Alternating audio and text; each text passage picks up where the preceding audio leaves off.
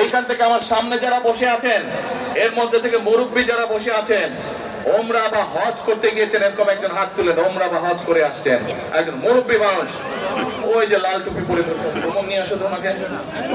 আপনি আসেন দেখি সামনে, সামনে আসেন, আমার কাছে আসেন।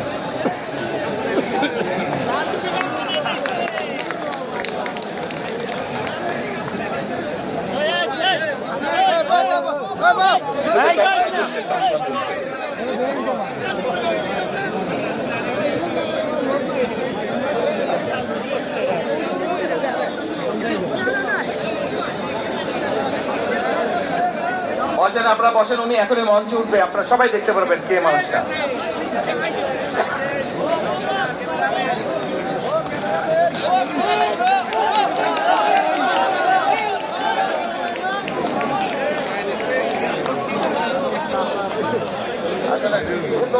তাড়াতাড়ি এই আদান দিবেন, তাড়াতাড়ি তাড়াতাড়ি।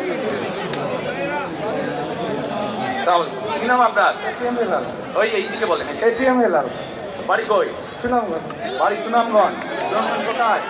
এই সুনামগঞ্জের মানুষ আছে এখানে? এই লোক আপনাদের মানুষ? আচ্ছা, এখন বলেন কবে গেছিলেন আপনি? হজ না উমরায় গেছিলেন? উমরাতে গেছি 16তে, হজে গেছি 17তে। উমরাতে গেছেন 16তে, হজে গেছেন 17। এখন আমাকে বলেন, আপনি তো উমরা হজ করে এসেছেন, যে মালিকের সাথে দাঁড়ান। আপনি কাবা শরীফে গেছেন, কাবা শরীফের মালিক কে? আল্লাহ। জোরে বলেন আল্লাহ। কাবা শরীফের মালিক কে? আল্লাহ। আল্লাহ। আমরা মুসলমান সবাই, এই দিন দুনিয়ার আমরা যে পৃথিবী দেখি, এই পৃথিবীর মালিক কে? আল্লাহ। এই সূর্য নক্ষত্র যা দেখি তার মালিক কে? আল্লাহ। বেহেশতের মালিক কে? আল্লাহ। দোজখের মালিক কে? আল্লাহ। আচ্ছা, দাঁড়ান, আপনারা সকলেই সাক্ষী দিলেন দোজখের মালিক আল্লাহ, বেহেশতের মালিক আল্লাহ, এই পৃথিবীর মালিক আল্লাহ, কাবার মালিক আল্লাহ। আরে ভাই, যেটার মালিক আল্লাহ সেটা কি অন্য কেউ দেওয়ার ক্ষমতা রাখে? রাখে না।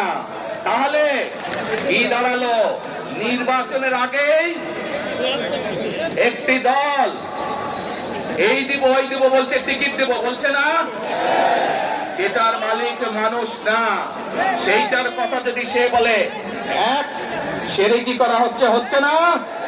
যার মালিক আল্লাহ, যার অধিকার শুধু আল্লাহর একমাত্র, সবকিছুর অধিকার উপরে আল্লাহর অধিকার।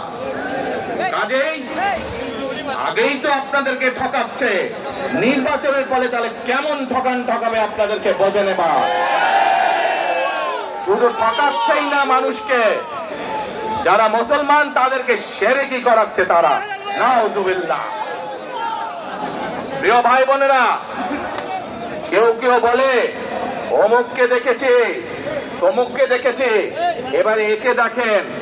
প্রিয় ভাই বোনেরা, 1971 সালের যুদ্ধ, যেই যুদ্ধে লক্ষ মানুষের প্রাণের বিনিময়ে এই দেশ স্বাধীন হয়েছে, আমাদের এই প্রিয় মাতৃভূমি, সেই মাতৃভূমিকে স্বাধীন করার সময় অনেকের ভূমিকা আমরা দেখেছি, যাদের ভূমিকার কারণে এই দেশের লক্ষ লক্ষ ভাইয়েরা শহীদ হয়েছে, এই দেশের লক্ষ লক্ষ মা বোনেরা তাদের সম্মান হানি হয়েছে।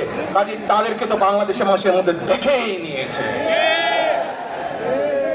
এখন প্রিয় ভাই বোনেরা, এই কুফরির বিরুদ্ধে, এই হঠকারিতার বিরুদ্ধে, এই মিথ্যার বিরুদ্ধে আমাদেরকে ঐক্যবদ্ধ হতে হবে। আমাদেরকে ওই যে টেক ব্যাক বাংলাদেশে থাকতে হবে। আমরা দেশকে স্বৈরাচার থেকে মুক্ত করেছি, এখন মানুষের অধিকারকে প্রতিষ্ঠিত করতে হবে। শুধু ভোট, শুধু কথা বলার অধিকার প্রতিষ্ঠিত করলে হবে না, মানুষকে স্বাবলম্বী করে নিজের পায়ে গড়ে তোলার ব্যবস্থা করতে হবে। প্রত্যেকটি মানুষ, বাংলাদেশের মানুষ যাতে ঠিকভাবে ভালোভাবে খেয়ে পড়ে বেঁচে থাকতে পারে, প্রত্যেকটি মানুষ যাতে নিরাপদে রাস্তায় চলতে পারে, সেই ব্যবস্থা করতে হবে। সেটাই হচ্ছে টেক ব্যাক বাংলাদেশ। আমরা বিগত 15 বছর দেখেছি, অমুককে বলে এসেছি তমুককে ক্ষমতায় রাখার জন্য, বলেছিল না?